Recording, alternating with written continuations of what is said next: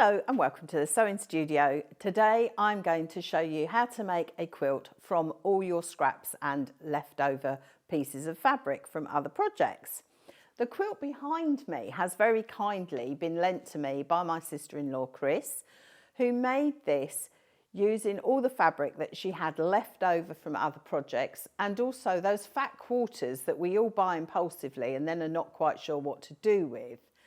So the quilt behind me measures approximately 62 inches by 68 inches. So I'm going to show you how we make up the blocks. The quilt behind me was done from a pattern that was downloaded from Pinterest. So I can't give you those measurements, but I'm going to give you my measurements and show you how the blocks go together.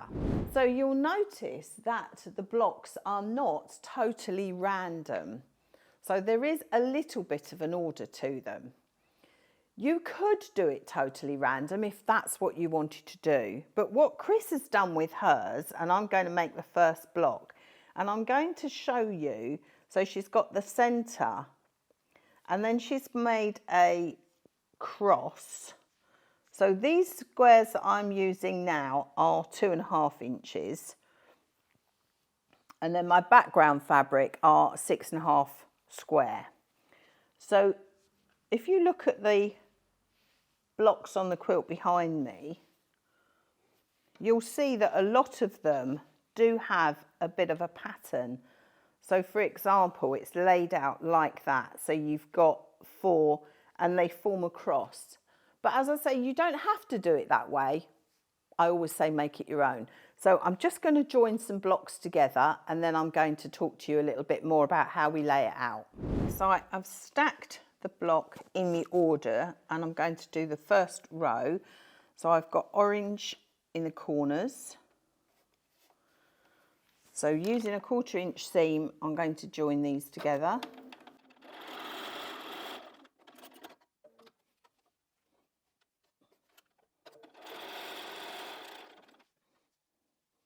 And the next one, I'm going to make sure that I've got my navy in the middle. So if you wanted to chain piece, I would do the second row.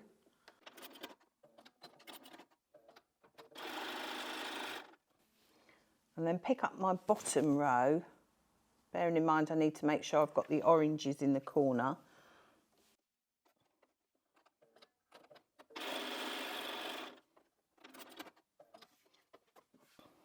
So if I'd got lots of blocks to do, I could do all the 2s together and then just add the last one. So have a whole row chain pieced of 2 that you've put together. But bearing in mind, you're going to need to make sure you've laid them out in the right order. But if you're just going scrappy, then it really doesn't matter.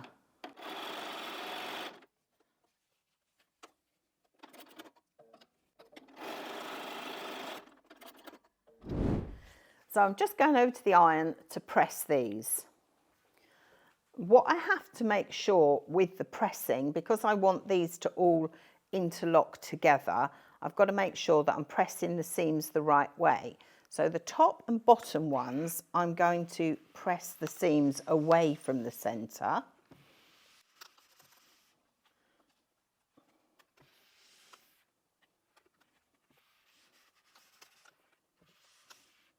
And then the centre one, I'm pressing the seams towards the centre.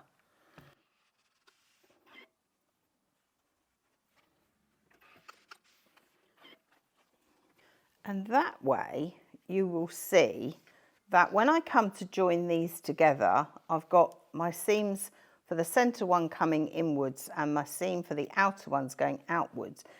So my seams will butt together nicely to give me a nice crisp join there. So I'm just going back over to the sewing machine to join these.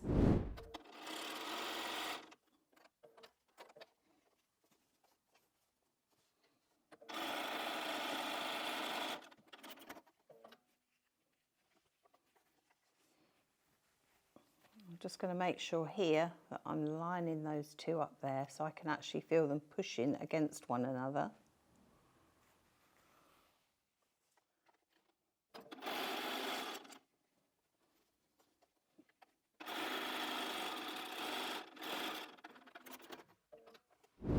So you can see I've pressed this one and you can see how that's gone together, and I quite like the uniformity of this with the same colours in the corner and the same colours here. And now I'm just going to create a random one so that you can see the difference. So you can see this is the uniform block that I did first, and then this is a more random block that I've done, so different colours. So I actually prefer the more uniform blocks, but it really doesn't matter. If you're using up all your scraps, it's just what you've got. So the next thing you do, when you've made all of your blocks, because you can make it as big as you want or as small as you want, depending on how many scraps you've got. If, like me, you've got a mountain of scraps, you've probably got enough for 3 king-size quilts.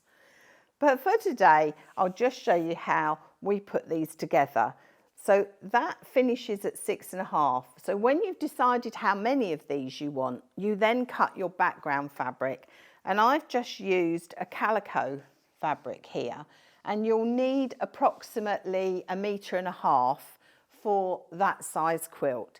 So my next piece is a 6.5-inch square, and then my next piece is going to be the 9 patch. Then my next piece is going to be the 6.5-inch square.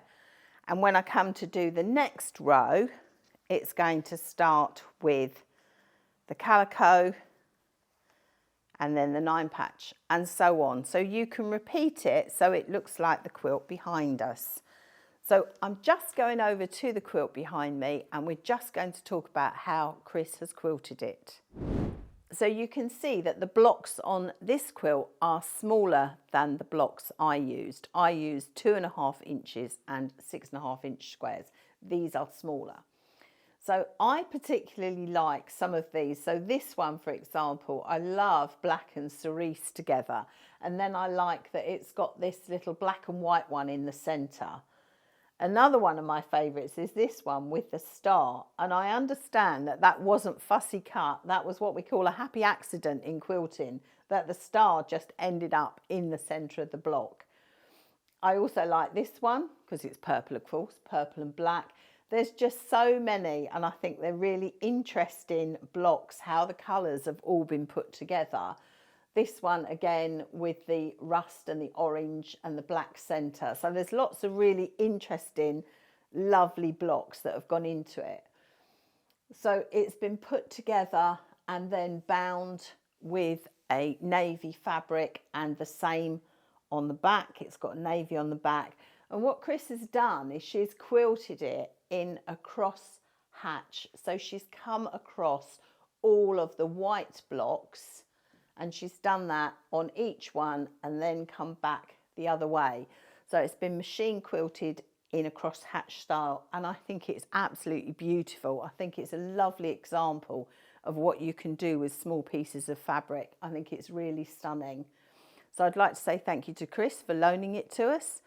As always, make it your own, have fun, and I look forward to seeing you next time here in the sewing studio.